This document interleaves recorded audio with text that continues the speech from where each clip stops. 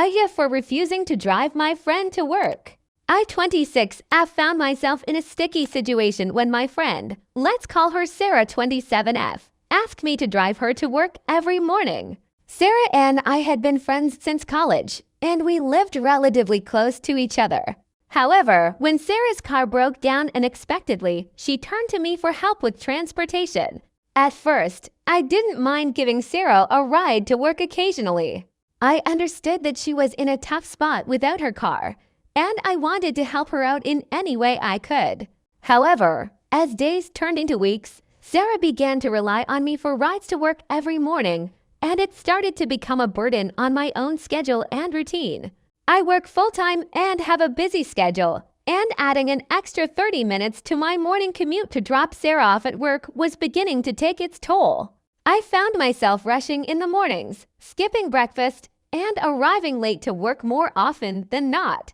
Moreover, I felt resentful that Sarah hadn't made more of an effort to find alternative transportation solutions, such as carpooling with other colleagues or using public transportation. When I gently broached the subject with Sarah and suggested that she explore other transportation options, she became defensive and accused me of being unsupportive and unwilling to help her in her time of need. She argued that as her friend, I should be more understanding and accommodating of her situation. Feeling frustrated and overwhelmed, I finally mustered the courage to tell Sarah that I couldn't continue driving her to work every morning. I explained that it was putting a strain on my own schedule and causing me unnecessary stress and inconvenience. I offered to help her explore other transportation options or assist her in finding a temporary solution until she could get her car fixed. However, Sarah didn't take the news well and accused me of being selfish and uncaring.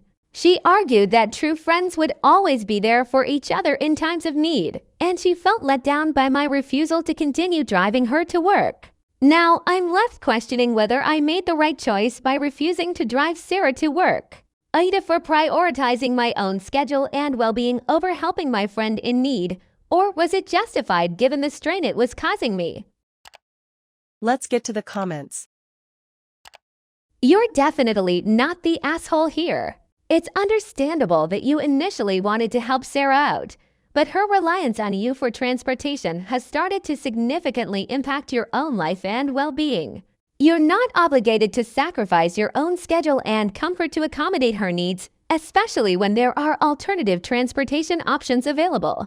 It's concerning that Sarah reacted defensively and accused you of being unsupportive.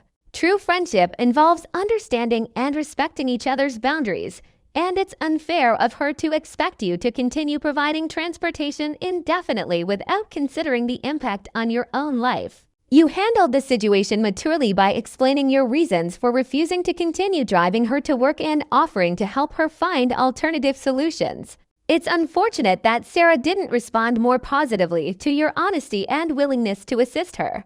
In conclusion, you're not the asshole for prioritizing your own schedule and well-being. It's important to set boundaries and take care of yourself, even in friendships. Next comment. You're not the asshole in this situation. While it's admirable that you initially helped Sarah out of a tough spot by giving her rides to work, it's not sustainable for you to continue doing so every morning, especially if it's impacting your own well-being and causing stress. You approached the situation with empathy and offered to assist Sarah in finding alternative transportation solutions, which shows that you care about her and want to help her in a way that's feasible for both of you. It's understandable that you have your own responsibilities and limitations, and it's not fair for Sarah to expect you to prioritize her needs over your own. It's unfortunate that Sarah reacted defensively and accused you of being selfish. True friendship involves understanding and respecting each other's boundaries and limitations. Hopefully, with some time and reflection, Sarah will come to appreciate your perspective and understand that your decision was made out of consideration for both of your well-being. Next story.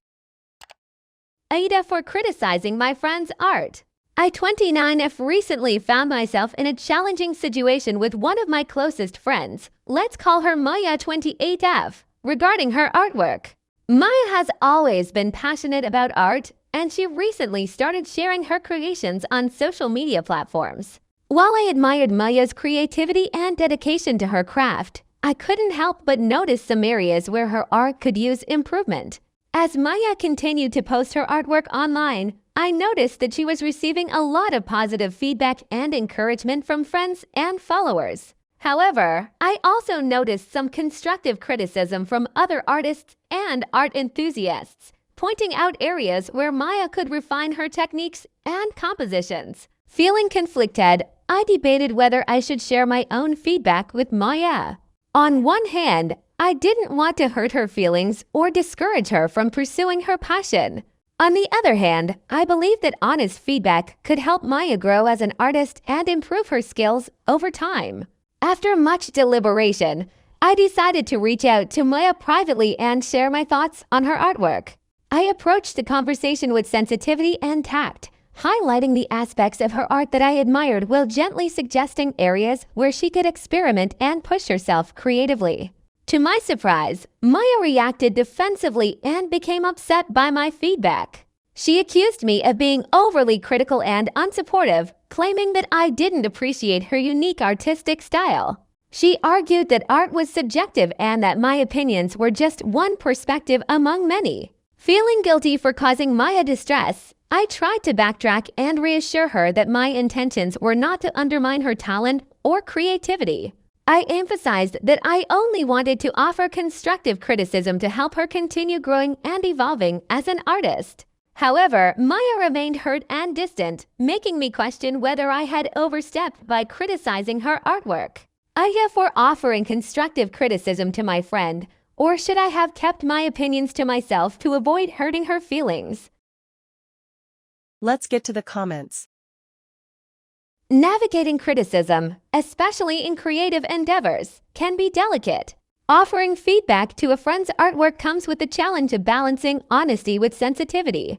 In this situation, your intentions seem genuine to help Maya improve her craft and grow as an artist. However, Maya's defensive reaction indicates that she may not have been ready to receive constructive criticism at that moment. While it's important to provide feedback, it's equally important to consider the timing and delivery. Maya may have been more receptive to your feedback if it was framed in a way that highlighted her strengths first before gently addressing areas for improvement. Additionally, reaching out privately to discuss her artwork shows respect for her feelings and avoids potential embarrassment in a public forum.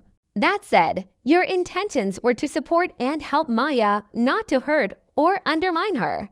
It's understandable that you wanted to offer constructive criticism to help her grow as an artist. However, reflecting on Maya's reaction and considering how you can approach similar situations with more sensitivity in the future would be beneficial. Overall, while your actions were well-intentioned, being mindful of how you deliver feedback can help prevent misunderstandings and maintain strong friendships. Next comment. No, you're not the asshole for offering constructive criticism to your friend. As an artist, Maya should be open to feedback from those she trusts, especially if it's given with good intentions. However, the key here is how the feedback is delivered. It's important to approach such conversations with sensitivity and tact, which it sounds like you did. Maya's defensive reaction may stem from her own insecurities or sensitivity about her work, but that doesn't mean you were wrong to offer your perspective. It might be helpful to have a follow-up conversation with Maya, expressing your concern for her feelings and reiterating your support for her as an artist. Ultimately, honesty and open communication are crucial in any friendship, even when it comes to discussing sensitive topics like art.